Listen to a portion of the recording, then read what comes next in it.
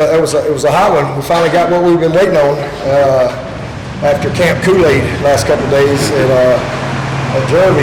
We got some heat today, and it was just what we needed. We needed a day where at some point the wall was going to show up, and I wanted to see kind of how the guys would push through. It was incredibly competitive. I don't know, we probably had 120 plays or so. It was a lot. We got a lot of special teams work.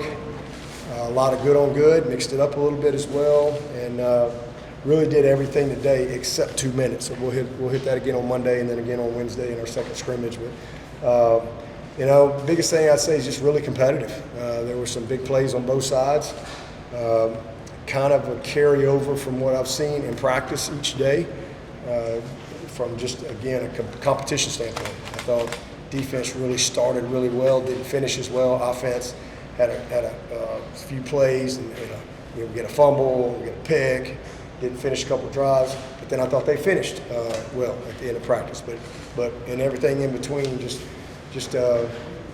overall very competitive day. It wasn't a day where one side dominated, and usually that's the case when you come out to these first scrimmages. It's usually kind of one side kind of wins the day after we've been together all day every day for 11 days, So I thought the guys responded pretty good, and nothing I'm really disappointed in other than just had a couple of critical penalties out in space that negated a couple of big plays, had a couple of illegal substitutions. Those are things that really cost you big time. We jump offside, we're not lined up properly on a field goal. We make the field goal, so now it's got to come off because we're not all the way up on the line of scrimmage. But as far as just kind of what I call football penalties, it was actually a pretty clean day.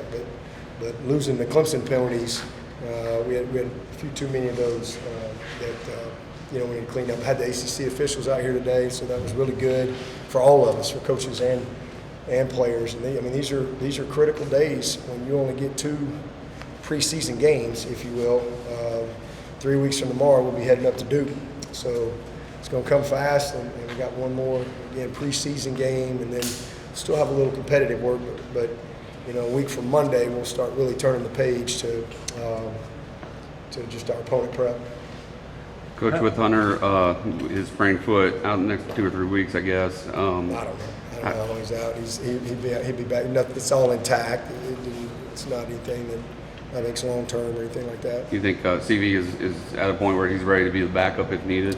No, I think Paul Tyson would be the backup right now. CV is coming, but Paul's a 5th-year guy. He's got a lot of knowledge. 3 years in Alabama, a year at Arizona State. He's been exposed to a lot. He would just knowledge-wise, kind of be the bridge guy right now.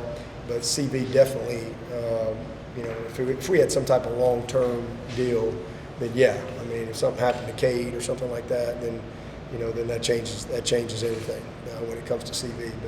But just as a next guy, what we're trying to do, that's what we brought Paul here for, because we want to try to hold CV if we can. So it would probably take something happening to Cade to change that. We feel good about Hunter. We feel good about Paul. Paul, I didn't get to see him, in the spring. And, he's a very knowledgeable guy. He doesn't run quite like he and Hunter are similar. He doesn't run like Cade, he doesn't run like CV. But, he's got a good understanding. He knows when to get rid of the ball. Again, just real good command of what we're doing, So, he's really glad we got him. And I'll tell you, Trent Pierman, he probably had the best drive of the day today. I thought he really kind of sparked the offense. And he's just a kid that's got some moxie. That's the best thing I can say. He's just got a little moxie. He's got a little just gamesmanship to him, and you just kind of go, well, there's Pierman. He just makes some plays, and he did that all through high school. So he's getting better. So we'll get Hunter back, sooner than later. And I hate Hunter's not healthy because really want to see him and Paul kind of compete. But it's also been good because Hunter got the spring, Paul didn't. So now Paul's been able to get all this work, so that we hopefully can come out of this thing feeling really good about those 3 guys with our plan of trying to hold CV. And again, something happened to Cade, that that probably changed things. How did Cade perform today? Did good. He had one bad play, and it was really more, I'd say, a good play by the defense. They had a great call, had a little zone blitz, and he just didn't see the end dropping. Denhoff got him one. But, man, Cade did a nice day. You know, he's just very steady, man. He's a high-energy guy, and you always feel like you got a chance when he's out there on the field. Made some beautiful throws, some really, really beautiful throws. Made a couple of nice plays where he extended the play. You know, he's in a really good place mentally, and physically. You know, he certainly had a couple he'd like to have back, but overall, you know, solid first day. Peter Woods is dominant today as he was in the spring game. I don't think so. I think it was competitive on both sides. You know, the guy to me today was Xavier Thomas.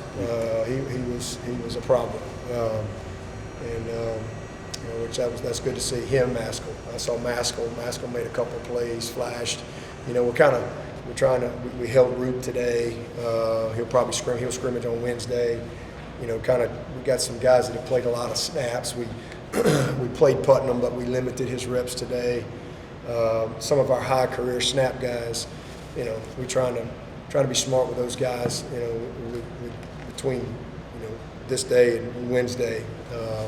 So Rook will he'll get a lot of work on Wednesday, and Tyler Davis will probably, drink a lot of Gatorade. So we just kind of mixing and matching a little bit from a vet standpoint. Some of these guys, that I know are ready to go play. We've gotten them enough work, enough live work to make sure they're sharp. But we've got a lot of guys. We can only take 80 to do, so we got a lot of guys we got to really evaluate and make some decisions on. Special teams, Robert was awesome. He's been great all week. I mean, he hit one yesterday that was to win the national championship. That was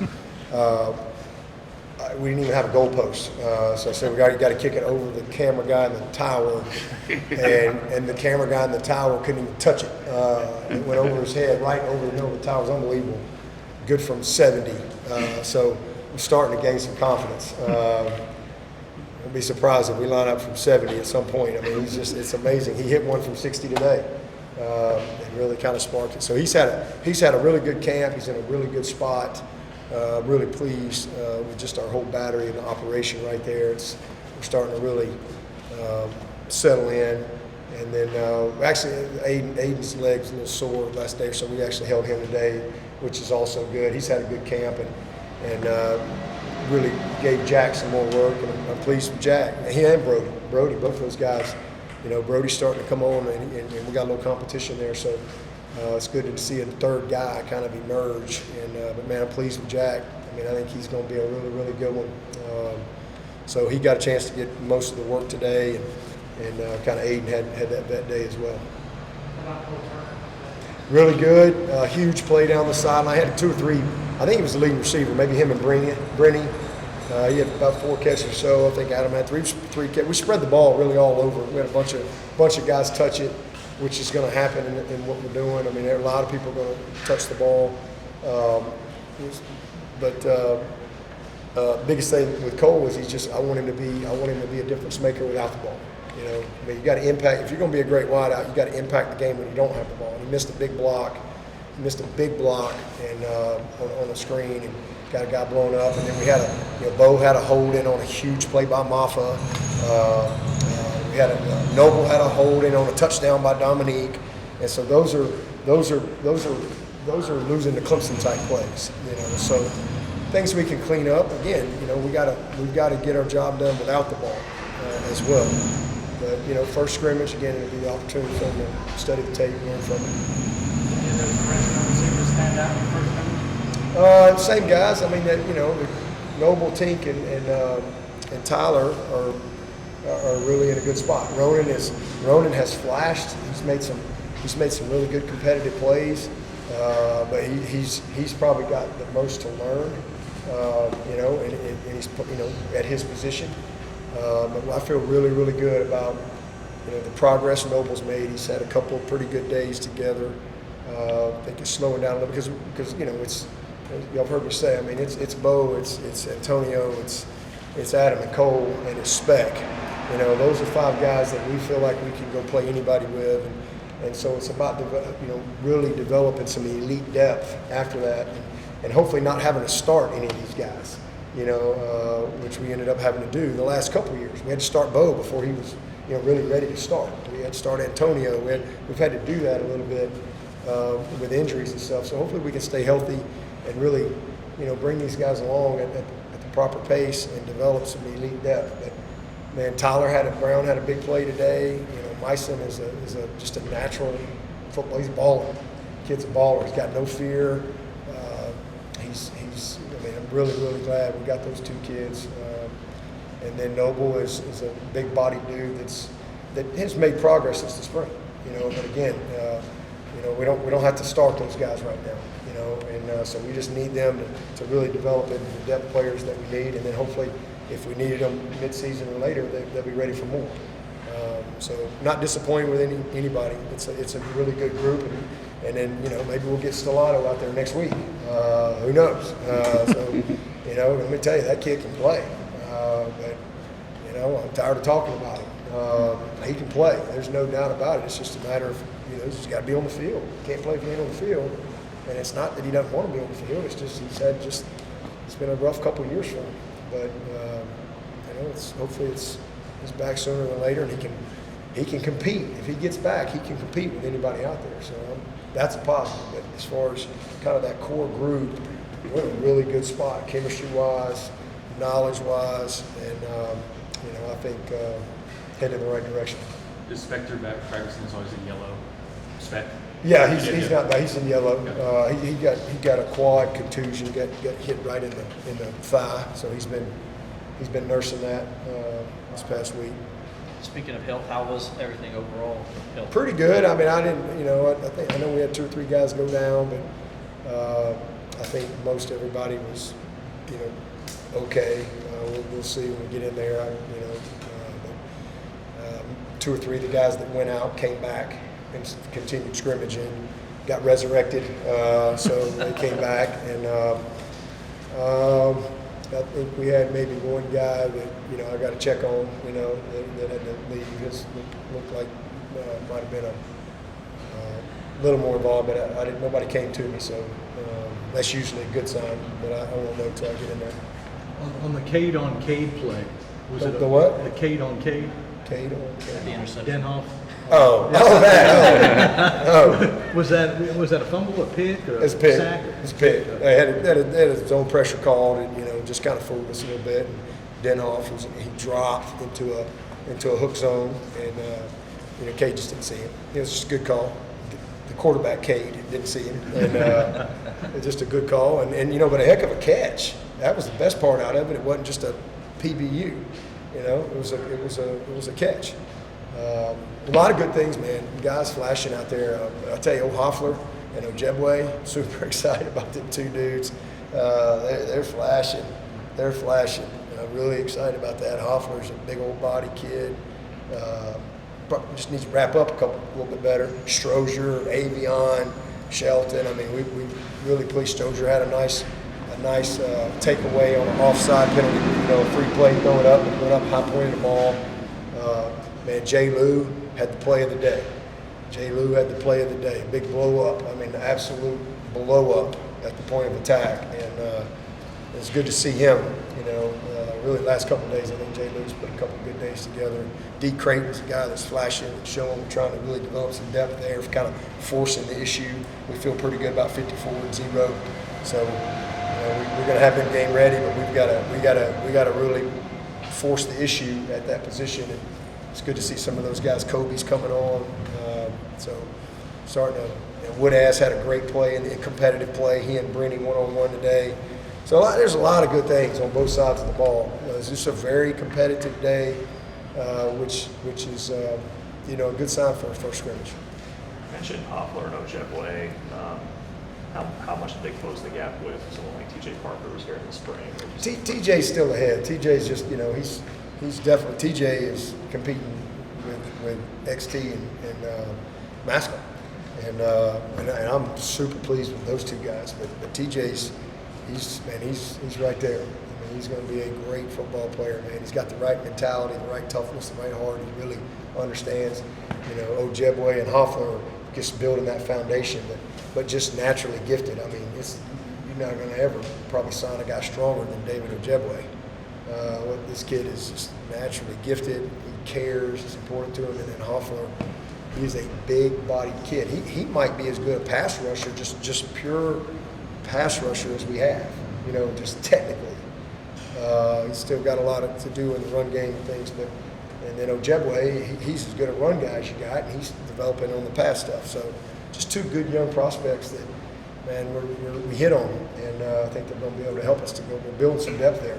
Feel good about Denhoff, feel good about TJ, feel good about Zaire and the progress he's made, feel really good about Armand, feel good about Jaheim. I think we're developing some good functional depth there to, the totality of the season. Those guys will have a chance to help us, and not just at position players, but special teams. These are a lot of guys, special teams body type guys that are athletic and can run and can really fill a need for us there. But Toriano, he got a lot of experience last year. Have you seen him kind of take that next step? Yeah, it's just steady. He's just steady. He's very steady about his business. You can count on him. Talk about forcing the issue at linebacker, but as are you cross-training him a little bit? Would you feel comfortable with him in an inside position? Sure. Oh yeah. He's cross-training. He can play Mike Emilio. Certainly a good play with Sam, but he's definitely got to be the guy. If somebody's toenail falls off, it's got to be Woodaz, and he's got to be ready. And if it means him bumping the wheel, or if it means Barrett moving, whatever, we got to have the ability to do that.